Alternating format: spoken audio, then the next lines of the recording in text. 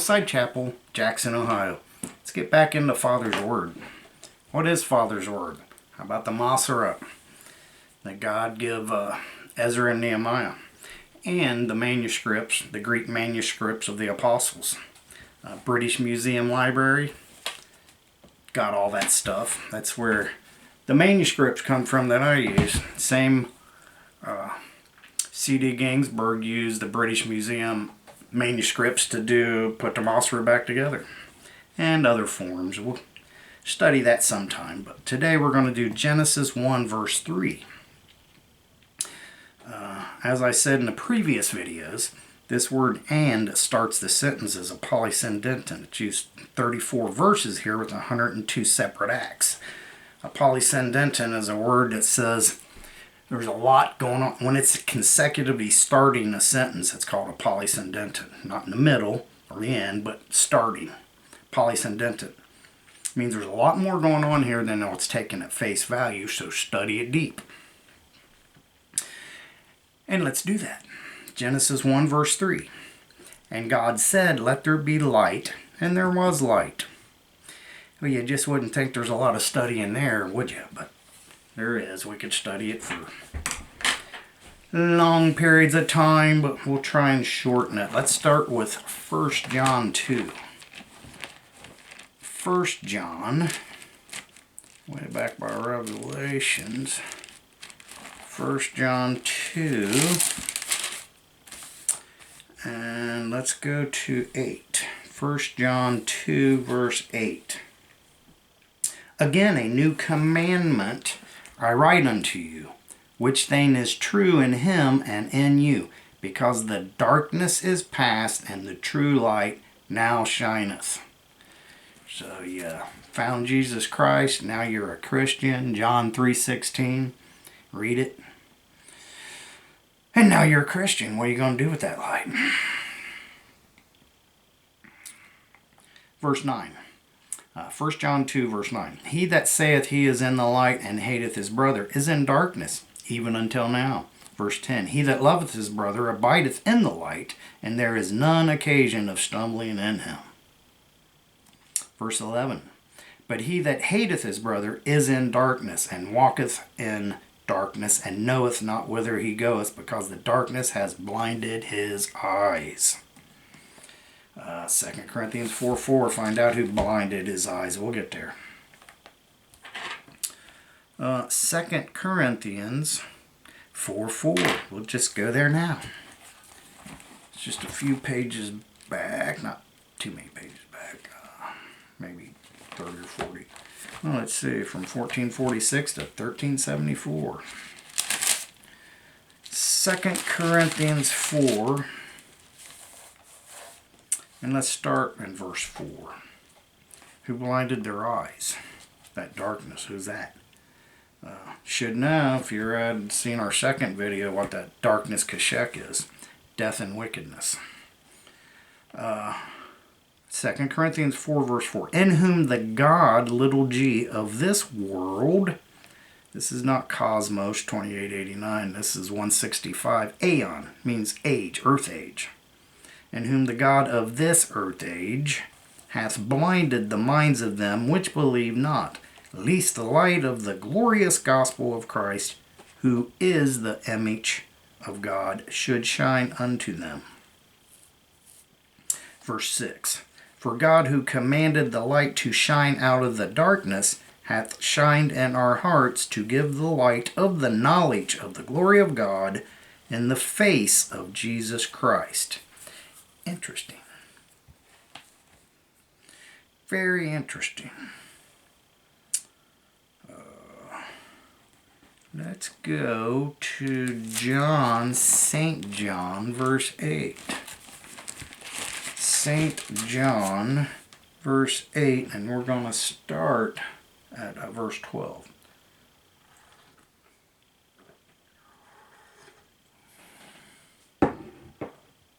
Eight 12. Jesus speaking. Got the Pelcro, so new subject matter. Jesus, the light of the world. Then Jesus spake again unto them, saying, I am the light of the world. He that followeth me shall not walk in darkness, but shall have the light of life. Fantastic. You want the light of life in your heart? Only one way to get it. Lady of Wisdom. You got to read her. We'll do a study on that after we do Melchizedek next. So that's interesting. Jesus, is that Jesus here in verse 3? Is he here? Is that what it says? Let there be light, and there was. Let's look into that. I think you ought to be able to study the Bible and not argue about it. I've had people come to my church, if you don't believe the way they do, they want to have a fit and leave and do, you know, I mean, if that's, I don't think you got the light in your heart if you can't study the Bible without arguing about it. That's just me. Be it as it will. John 8:12. Let's go to John 12. Just a few pages up here. John 12. Another good one. John 12. Let's start at 35. 35. Jesus speaking again. Then Jesus said unto them, Yet a little while is the light with you. Talking about that comforter that's going to come. Walk while ye have the light, lest darkness come upon you. For he that walketh in darkness knoweth not whither he goeth. 36. John, St. John, 12:36. While ye have light, believe in the light, that ye may be the children of light. There you go. Children of light. That's all through the Bible. You can pick that up in Psalms 56:13, and Job 33:28 talks about the pit, and then 30 talks about the light of the living. So check out Psalms 56:13, the light of the living, and Job 33:30, the light of the living. And you might as well look at the pit there where it talks about Job 33:28 about the pit. John 12:35 through 36. Now let's take a look at 31. John 12:31. Now is the judgment of this world, aeon, earth age.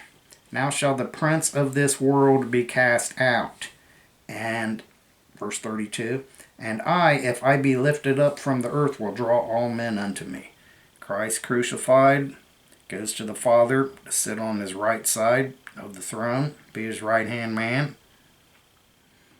That's what that's saying. Then when he does that, and he ascended up, when he did that, we had the prince of this world was cast out.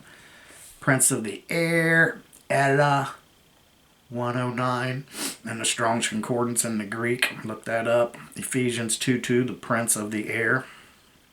Prince of this world, John 12:31, John 14:30.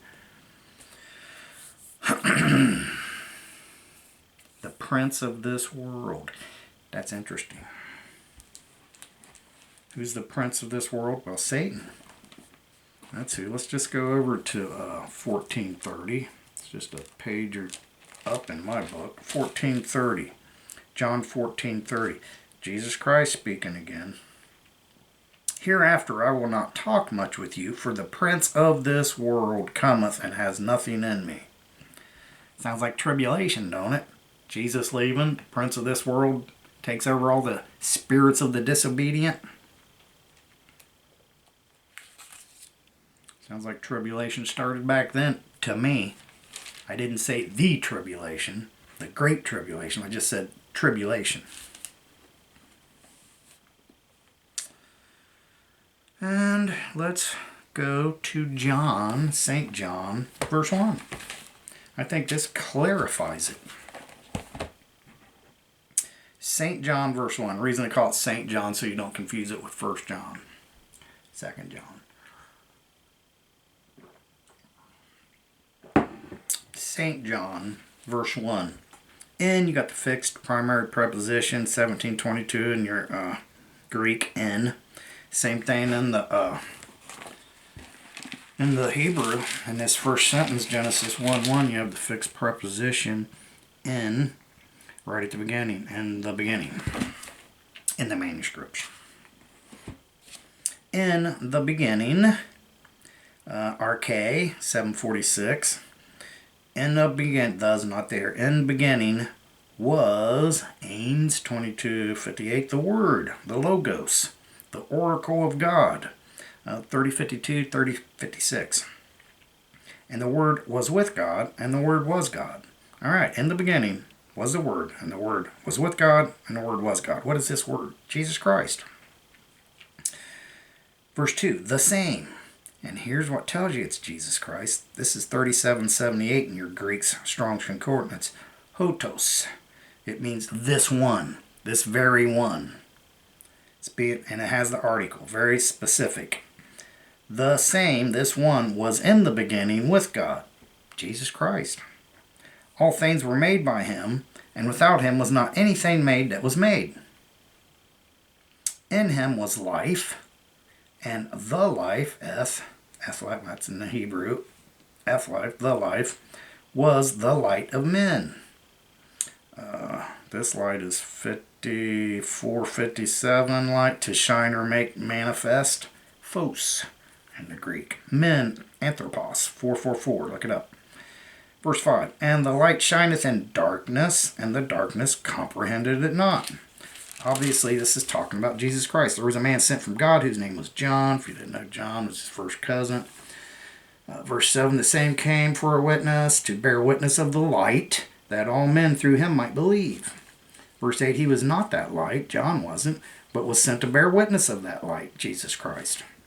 That was the true light, which lighteth every man and cometh into the world. Where did he come into the world at? This world is 2888, cosmos, orderly arrangement.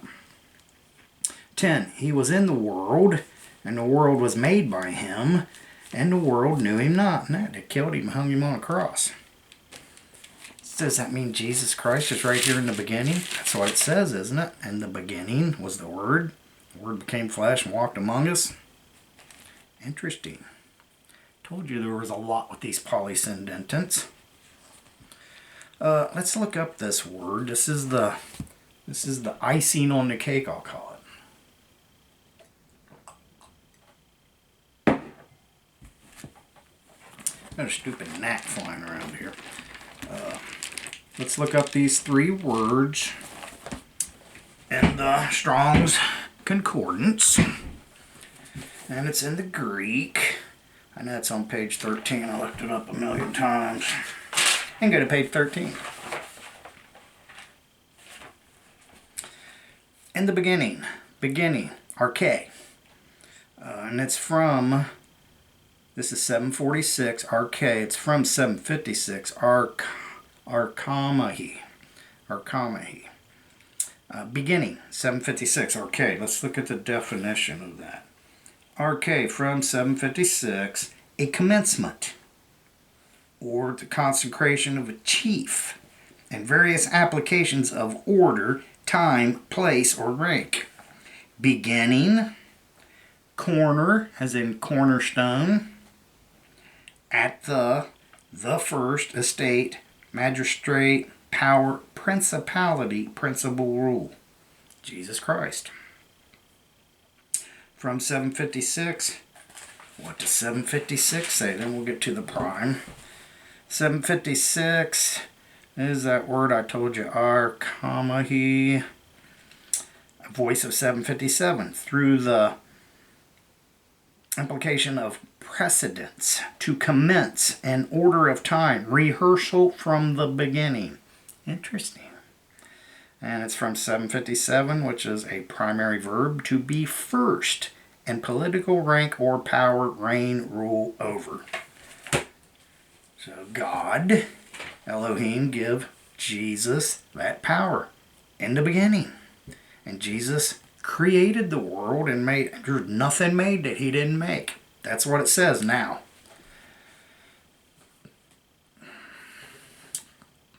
Does that mean that Jesus wasn't around till he made him in the flesh? No, obviously he was here in the spirit, way before he was ever in the flesh. He was the Word, the Logos, from the beginning. When was the beginning? That's another good study. Should read what Proverbs Mother Wisdom's got to say about that in chapter 8, verse 23, and read on. Just read all the chapter, actually. 8:1 all the way over to 8:23 and start from there. She was with him in the beginning. That's it for today. Should be enough for you to study on till next time. Pastor Wayne, Hillside Chapel, Jackson, Ohio. As my buddy says, Neil, peace out.